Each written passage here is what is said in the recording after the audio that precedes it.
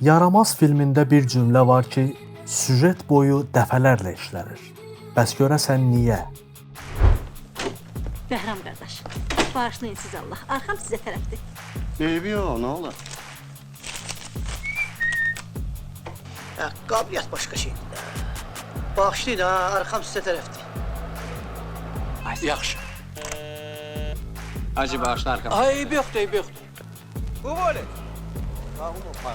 Bağışlayın ha, arxam sizə tərəfdir. Şərqiyə xanım, Nədir qadan alın?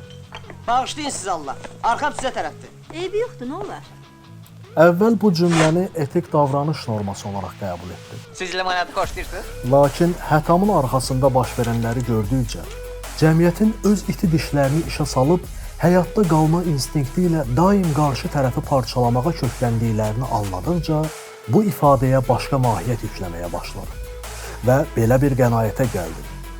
Ölkədəki mövcud böhran vəziyyəti cəmiyyəti o qədər azğınlaşdırıb ki, onlar arxadan vurulma təhlükəsi ilə yaşayır və buna görə də arxadan gələcək zərbələrə qarşı belə bir müdafiə üsulu yaradıblar. Bağışla, arxam sənədir cümləsi ilə əslində arxamda olduğunun və hər an zərbə üçün məqam gözlədiyinin fərqindəyəm deyirlər. Başqa sözlə, bir gözüm üstündədir deyərək nəzarəti buraxmadıqlarını bildirirlər.